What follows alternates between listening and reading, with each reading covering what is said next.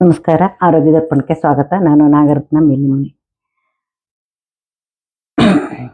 ಕೆಲವೊಂದು ಜ್ಯೋತಿಷಕ್ಕೆ ಸಂಬಂಧಪಟ್ಟಿರ್ತಕ್ಕಂಥ ವಿಚಾರಗಳನ್ನು ನನಗೆ ಆದ ಅನುಭವಗಳನ್ನು ನಿಮ್ಮೊಂದಿಗೆ ಹಂಚಿಕೊಳ್ತಾ ಇದ್ದೀನಿ.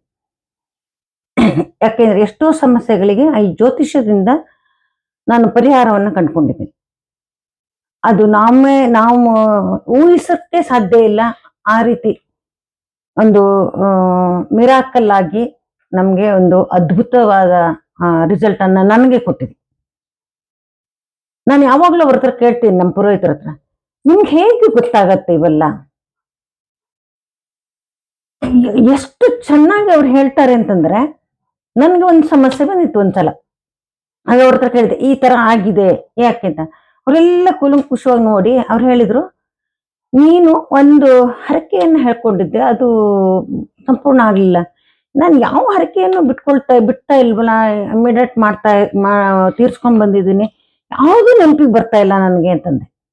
ಅವ್ರು ಹೇಳಿದ್ರು, ಅದು ಈಗ 3 ವರ್ಷದ ಹಿಂದೆ, ನೀನು 22 ವರ್ಷದ ಹಿಂದೆ ನೀನು ಈ ಹರಕೆಯನ್ನು ಹೇಳ್ಕೊಂಡಿದ್ದೆ. ಅವ್ರು ವರ್ಷನೂ ಕೂಡ ಹೇಳಿದ್ರು. ಅವ್ರು ಇಷ್ಟು ವರ್ಷದ ಹಿಂದೆ 22 ವರ್ಷದಿಂದ ಹರಕೆಯನ್ನು ಹೇಳ್ಕೊಂಡಿದ್ದೆ.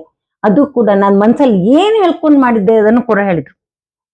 ನಾನು ಒಂದು ಶನೀಶ್ವರ ದೇವಸ್ಥಾನಕ್ಕೆ ಹೋಗಿದ್ದೆ.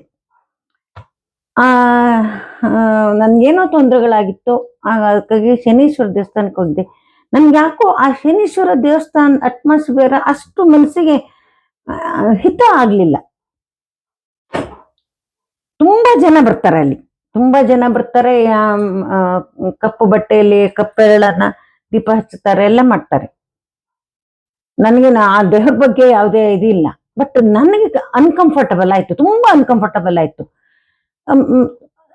ಇದಾಗ್ಲಿಲ್ಲ. ಆಗ ನಾನು ಮನ್ಸಲ್ಲಿ ಅನ್ಕೊಂಡೆ, ಆಂಜನೇಯನು ಒಂದೇ, ಈಶ್ವರ ಅಥವಾ ಶಿವನು ಒಂದೇ, ಶನೀಶ್ವರನು ಒಂದೇ, ನಾನು ಆಂಜನೇಯನು ನಾನು ಆಂಜನೇಯನ ದೇವಸ್ಥಾನಕ್ಕೆ ಹೋಗ್ತೀನಿ, ಶನೀಶ್ವರ ದೇವಸ್ಥಾನಕ್ಕೆ ಹೋಗೋದ್ ಬದಲು ಆಂಜನೇಯ ದೇವಸ್ಥಾನಕ್ಕೆ ಹೋಗ್ತೀನಿ ಅಂತ ಮನ್ಸಲ್ಲಿ ಅನ್ಕೊಂಡು ಬಂದಿದ್ದೀನಿ. ವಿಚಿತ್ರ ನೋಡಿ, ಇದೇ ಮಾತನ್ನೇ ಅವ್ರು ಹೇಳಿದ್ರು. ನೀನು ಶನೀಶ್ವರ ದೇವಸ್ಥಾನಕ್ಕೆ ಹೋಗಿದ್ದೆ, ಅಲ್ಲಿ ಮನ್ಸಲ್ಲಿ ಅನ್ಕೊಂಡ್ ಬಂದಿದ್ದೆ, ನಾನು ಶನೀಶ್ವರ ದೇವಸ್ಥಾನಕ್ಕೆ ಹೋಗೋದ್ ಬದಲು ಆಂಜನೇಯ ದೇವಸ್ಥಾನಕ್ಕೆ ಹೋಗ್ತೀನಿ ಅಂತ ಮನ್ಸಲ್ಲಿ ಅನ್ಕೊಂಡ್ ಬಂದಿದ್ದೆ ಇಲ್ಲ ಹೇಳಿದ್ರು. ನನಗ್ ಶಾಕ್ ಆಯ್ತು. ಯಾಕೆಂದ್ರೆ ಅದು ನಂಗೆ ಮರ್ತೋಗೋ ದಿನ ಆಗಿದೆ. ನಾನು ಸುಮಾರು 22-23 ವರ್ಷದ ಹಿಂದೆ, ಈಗ ಒಂದು 4 ವರ್ಷದ ಹಿಂದೆ ಅಂದ್ರೆ ಅದು 25-26 ವರ್ಷದ ಹಿಂದೆ ನಾನು ಅನ್ಕೊಂಡಿದ್ದು. ಅಲ್ಲಿ ಬಾಯಿ ಬಿಟ್ಟು ಕೂಡ ಹೇಳಲಿಲ್ಲ, ಮನೆಯಲ್ಲೂ ಕೂಡ ಯಾರಿಗೂ ಹೇಳಲಿಲ್ಲ ನಾನು. ಅದನ್ನ ಆ ಜ್ಯೋತಿಷಿಗಳು ನನಗೆ ಹೇಗೆ ಹೇಳಿದ್ರು, ನನಗದೇನು ಬಹಳ ವಿಚಿತ್ರವಾಗ, ಬಹಳ ಅದ್ಭುತವಾಗಿ ಅನ್ಸುತ್ತೆ. ಈ ವಿದ್ಯೆ ಬಹಳ ಅದ್ಭುತವಾಗಿ ಅನ್ಸುತ್ತೆ. ಹೇಗೆ ಗೊತ್ತಾಗುತ್ತೆ ಅವರಿಗೆ? ಪರ್ಟಿಕ್ಯುಲರ್ ಅವ್ರು ಹೇಳಿದ್ರಲ್ಲ, ನಾನು ಆ ದೇವಸ್ಥಾನಕ್ಕೆ ಹೋಗಿದ್ದೆ, ಶನೀಶ್ವರ ದೇವಸ್ಥಾನಕ್ಕೆ, ಅಲ್ಲಿ ಹೀಗೆ ಅನ್ಕೊಂಡ್ ಬಂದಿದ್ದೆ, ಇಂತಿಷ್ಟು ವರ್ಷದ ಹಿಂದೆ ಟೈಮ್ ಕೂಡ ಹೇಳ್ಬಿಟ್ರು. ನಿಜವಾಗ್ಲೂ ನನಗೆ ಶಾಕ್ ಆಯ್ತು. ಕೊನೆಗೆ ಅದಕ್ಕೆ ಯಾವುದೋ ಒಂದು ನನ್ಗೆ ಪೂಜೆ ಮಾಡಕ್ ಹೇಳಿದ್ರು, ಮಾಡಿಸಿದೆ, ಅದೆಲ್ಲ ಪರಿಹಾರ ಆಯ್ತು. ನಾನು ಅವ್ರ ಹತ್ರ ಯಾವಾಗ್ಲೂ ಯಾರೇ ಜ್ಯೋತಿಷ್ಯಗಳು ಇದಾಗ್ಲಿ ಅಥವಾ ಯಾರಾದ್ರೂ ಈಗ ಸ್ವಲ್ಪ ಮೇಲೆ ಬರುತ್ತೆ ಇದು ಹೇಳ್ತಾರೆ, ನನ್ಗೆ ಒಂದು ಕುತೂಹಲ, ಹೇಗೆ ಹೇಳ್ತಾರೆ ಅವ್ರಿಗೆ, ಹೇಗೆ ಗೊತ್ತಾಗುತ್ತೆ?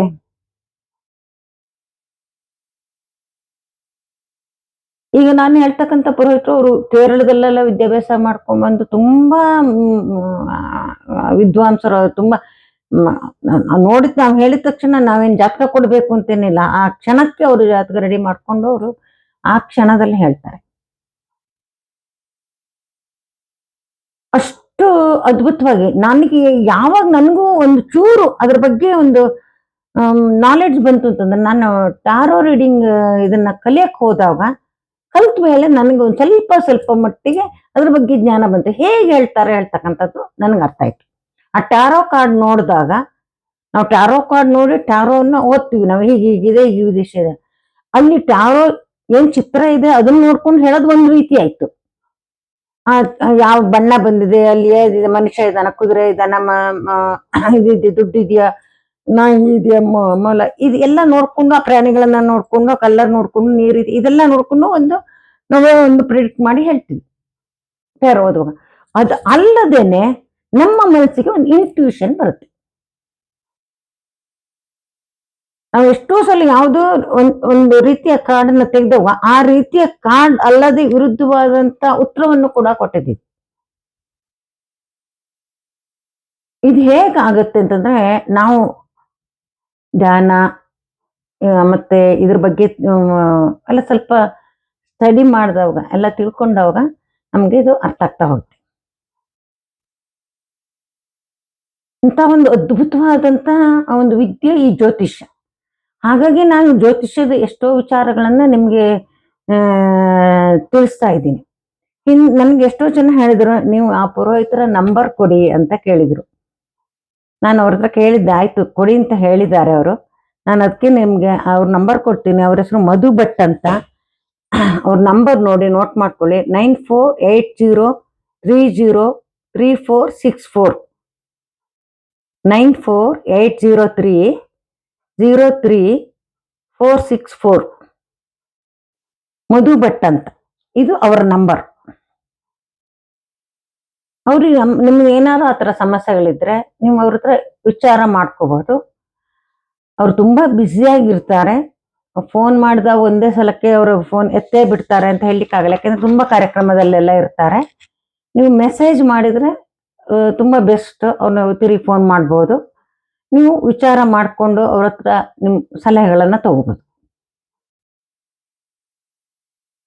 ನನಗೆ ತುಂಬಾ ಅದ್ಭುತವಾದಂತ ಗೈಡ್ ಮಾಡಿದ್ದಾರೆ. ಎಷ್ಟೋ ಸಮಸ್ಯೆಗಳಿಗೆ, ಎಷ್ಟೋ ಕನಸು ಬಂದಾಗೂ ಕೂಡ ಕನಸಿಗೆ ಅರ್ಥ ಏನು, ಕನಸುಗಳು ಯಾಕೆ ಬರುತ್ತೆ, ಒಮ್ಮೆ ಒಂದೇ ತರದ ಕನಸುಗಳು ಪದೇ ಪದೇ ಬರ್ತಾ ಇದೆ ಅಂತಂದ್ರೆ ಏನೋ ಸೂಚಿಸ್ತಾ ಇರುತ್ತೆ ಅದು. ಅಂತ ಸಮಯದಲ್ಲಿ ನಾವು ಯಾವ ಡಾಕ್ಟರ್ ಹತ್ರ ಹೋಗಿ ಕೇಳಿದ್ರು ನಮ್ಗೆ ಅದಕ್ಕೇನು ಉತ್ತರ ಇರೋದಿಲ್ಲ. ನಾವೆಲ್ಲೂ ಮಾಡ್ಲಿಕ್ಕೆ ಆಗೋದಿಲ್ಲ. ಅವಾಗ ನಾವು ಜ್ಯೋತಿಷ್ಯವನ್ನೇ ಮೊರೆ ಹೋಗ್ಬೇಕಾಗುತ್ತೆ. ಎಷ್ಟೋ ವಿಷಯಗಳಿಗೆ ಜ್ಯೋತಿಷ್ಯವನ್ನು ಮೊರೆ ಹೋಗ್ಬೇಕು. ನಮ್ಮ ಜೀವನದಲ್ಲಿ ಈ ಜ್ಯೋತಿಷ್ಯ ಹೇಳ್ತಕ್ಕಂಥದ್ದು ಒಂದು ಜ್ಯೋತಿಷ್ಯದ ಮೂಲಕ ನಾವು ಪರಿಹಾರ ಕಂಡುಕೊಳ್ಳೋದು ಕೂಡ ಒಂದು ಚಿಕಿತ್ಸಾ ಪದ್ಧತಿ. ತಪ್ಪಂತೂ ಖಂಡಿತವಾಗ್ಲೂ ಇಲ್ಲ. ನೋಡಿ, ನಿಮ್ಗೆ ಯಾರಿಗಾದ್ರೂ ಹಾಗೇನಾದ್ರು ಇದ್ರೆ ಈ ಮಧು ಭಟ್ರನ್ನ ಕಾಂಟ್ಯಾಕ್ಟ್ ಮಾಡಿ. ಅವರು ಜಾತಕ ಕಳಿಸಿದ್ರು ಆಯ್ತು, ಎಲ್ಲ ನಿಮ್ ಡೇಟ್ ಆಫ್ ಬರ್ತ್ ಹೇಳಿದ್ರು ಆಯ್ತು. ಅವ್ರು ಎಲ್ಲಾ ತರದ ಸಮಸ್ಯೆಗಳಿಗೂ ಅವರು ಉತ್ತರವನ್ನ ಕೊಡ್ತಾರೆ. ಎಲ್ಲರಿಗೂ ಒಳ್ಳೇದಾಗ್ಲಿ ಅಂತ ಹೇಳ್ತೀನಿ. ಮತ್ತು ನಿಮ್ಮ ಅಭಿಪ್ರಾಯಗಳನ್ನು ಕಮೆಂಟ್ಸ್ ಮೂಲಕ ತಿಳಿಸಿ ಮತ್ತು ಚಾನಲ್ ಅನ್ನ ಸಬ್ಸ್ಕ್ರೈಬ್ ಮಾಡೋ ಮೂಲಕ ಪ್ರೋತ್ಸಾಹ ನೀಡಿ. ನಮಸ್ಕಾರ.